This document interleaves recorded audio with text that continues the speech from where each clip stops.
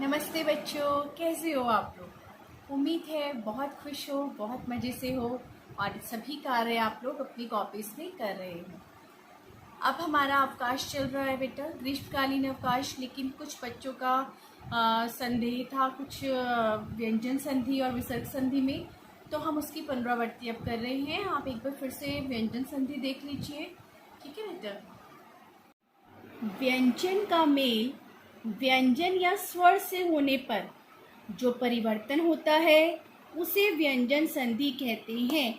मैंने आपको पहले भी बताया था, जब एक व्यंजन दूसरे व्यंजन से मिलता है और उसमें कोई परिवर्तन होता है तब भी व्यंजन संधि होती है। जब एक व्यंजन किसी स्वर से मिलता है और जो परिवर्तन होता है तब भी व्यंजन संधि होती है। यहाँ उदाहरण देखेंगे, तत् जमा मय। अब यहाँ पे व्यंजन और व्यंजन जुड़ रहे हैं, क्या बना? तन्मय। त और म, आधा न म, तन्मय। सत जमा चार। अब यहाँ व्यंजन जो है स्वर से मिल रहा है तो क्या बन रहा है? सदाचार। त जमा आ मिलके बना द।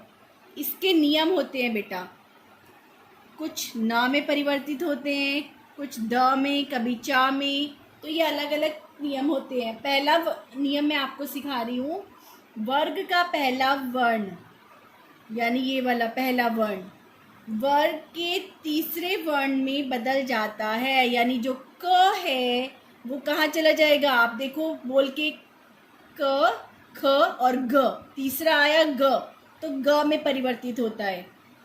च जो है ज में, बोल के देखो, च, छ, ज, तीसरा वर्ण है ज, तो ज में बदलेगा। फिर है त, थ, द, तीसरा वर्ण है द, तो ये द में परिवर्तित होगा। ये इसका नियम होता है व्यंजन संधि का। यहाँ पे उदाहरण देखेंगे हम, दिक जमा अंत, तो क को ग में जाना है तो दिग्गंत बन गया। वाक जमा जाल, अब यहाँ च और ज है,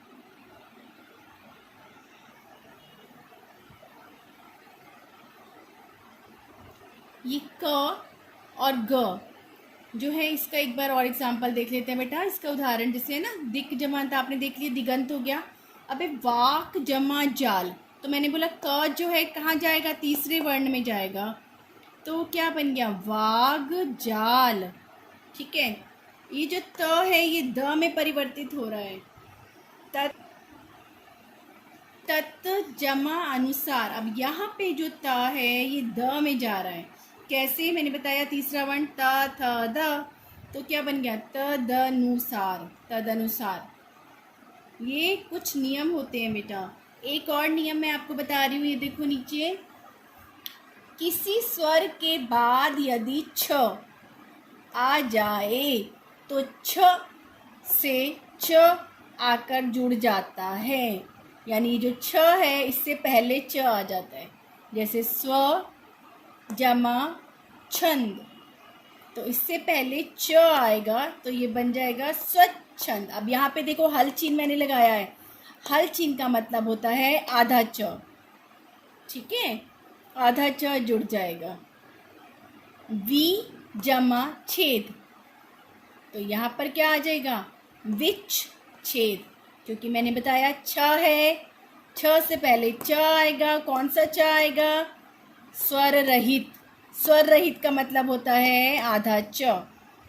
ठीक है बेटा, अब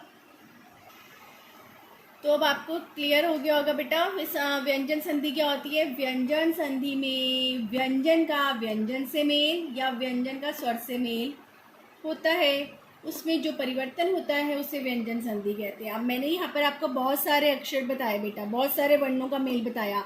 टा को माँ से भी मिलाया हमने तो वो न बन गया था, त को आ से मिलाया हमने तो वो द बन गया था, है ना। क को ग से मिलाया, क को भी अ से मिलाया तो वो ग बन गया, यानी तीसरे वर्ण में चेंज हो गया था। यहाँ पर भी तीसरे वर्ण में ही चेंज हुआ है, ता और द, है ना। और एक मैंने आपको ये नियम बताया है कि जो छ होता है वो आधा च, आधे च में परिवर्तित हो जाता है। ये दो नियम हमने आज अच्छे से सीख लिए हैं। आप चाहो तो इसका अपना पुनरावृत्ति दोबारा से अपनी किताब में, आपकी किताब में शायद ये सब नहीं दिया होगा बेटा, ये मैं आपको दूसरी किताब से समझा रही हूँ। आपकी किताब में बहुत थोड़ा सा लिखा हुआ है, ठीक है, और आपको वो क्लियर नहीं हो रहा था, समझ नहीं आ रहा था, इसीलिए मैंने दूसरी किताब में से आपको, ताकि अच्छे से समझ आ जाए और अच्छे से ज़्यादा उदाहरण दे के द्वारा समझाने की कोशिश करी है।